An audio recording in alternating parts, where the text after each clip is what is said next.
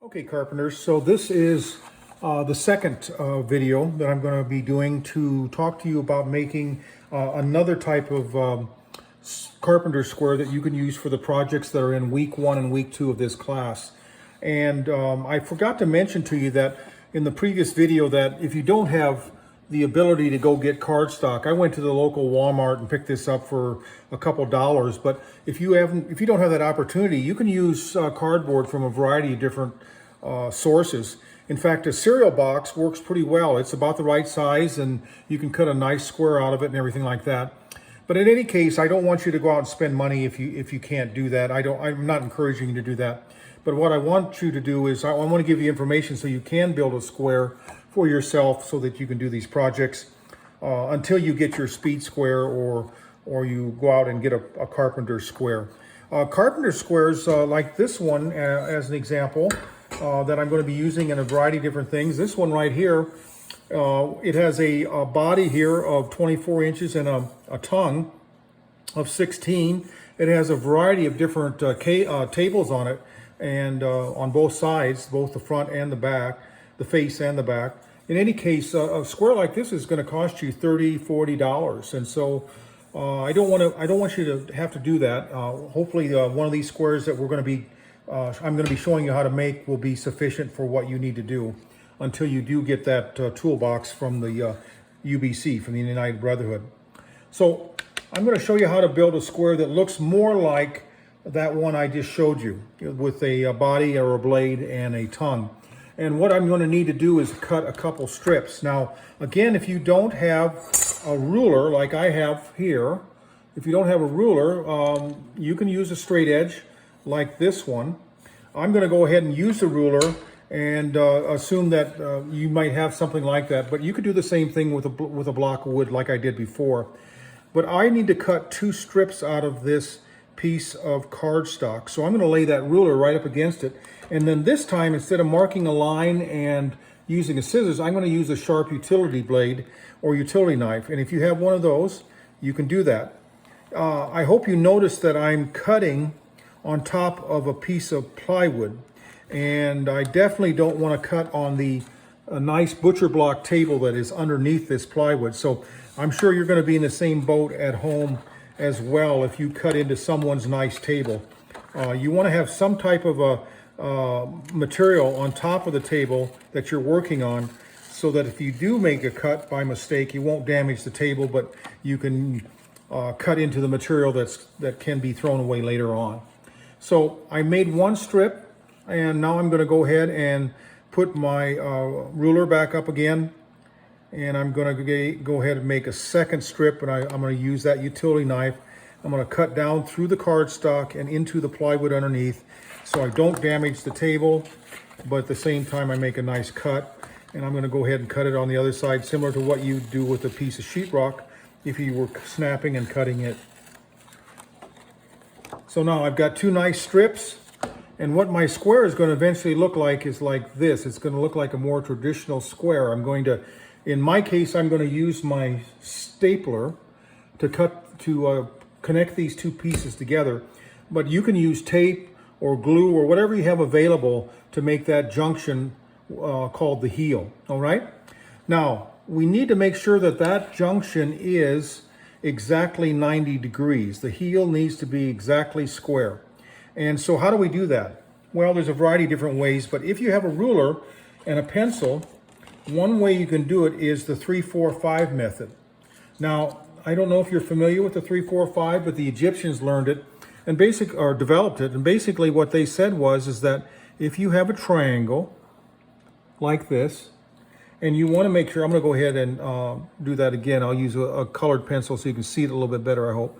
If you have a triangle like this, and you want to make sure that this corner, the heel in our case, is perfectly 90 degrees, you take and measure this side and make sure that it is 3 units of one or another, that this side is 4 units, and then the point from here to here should be 5 units. So for example, if this was inches, if this side is 3 inches and this side is 4 inches, then the points between would be 5 inches, and that would make this a 90-degree angle. All right, so that's what we're going to do. Before we start marking this off, I'm going to go ahead and make 2 marks. On this blade, or this part of the square, I'm going to measure out 3 times 2 inches, which is what? 3 times 2 is 6 inches. So I'm going to go ahead and make a mark at 6 inches there. So this side is 3 times 2, okay? And then this side, I'm going to go ahead and measure 4 times 2, and 4 times 2 is 8. And so I'm going to go ahead and put a measurement on here that is 8 inches from the end. So I'll go ahead and move it over here. I don't want to confuse myself.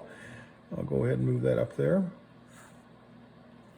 and make a mark right there. And this, so this is 4 times 2, or 8 inches. Now I'll go ahead and put those 2 parts back together again, and I'll try to get them as closely as possible to a square of 90 degrees. And then I'll take my ruler and I'll measure from my first mark to my second mark to see if it is 2 times 5, which would be 10 inches. And so if I look there, I'm going to slide this forward a little bit. If I look there, I'm a little bit off of 10. So I'm going to go ahead and make an adjustment, a slight adjustment.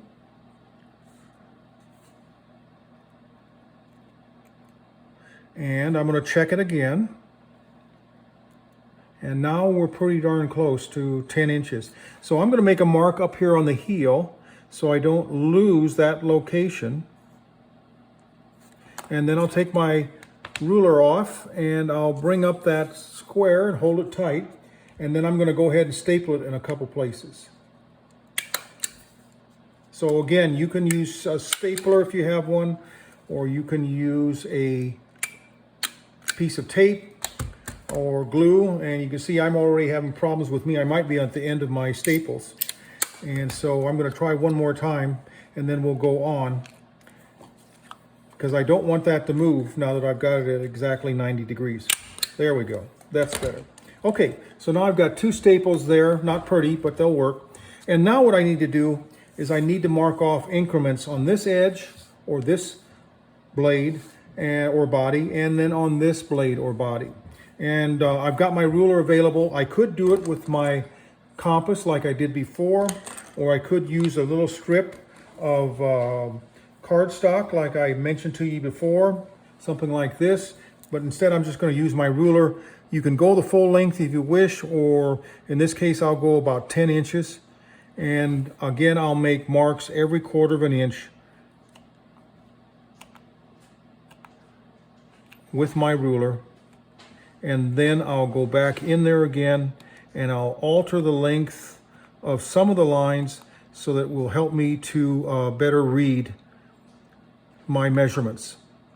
So I'm just going to go along here and add these marks, and I'll go out to, like I said before, I'll go out to about 10 inches. You can go all the way if you wish, but you need to have at least, like before, at least 20 to 25 marks in order to use this tool for all the projects that go into your, all the projects that go into the week 1 and week 2 curriculum. So I'm almost done. Okay, so I've got marks all the way along here, and I would do the same thing on the other side. I would do the same thing here. And again, I'm going to go back in here again like I did before. This is a 1/4 of an inch. That's a 1/2 an inch. This is 3/4, and then this is 1 inch. So I'll put a 1 there. And this is a 1/4, a 1/2, a little bit longer, a 3/4, and then 2. And I'll just go all the way down the line and do the same thing there and the same thing there. And I'll have a nice square that I can use for the projects that are in this class. If you have any questions, text me or email me on my Job Corps account, and I'll be sure to help you. Thank you for listening and watching.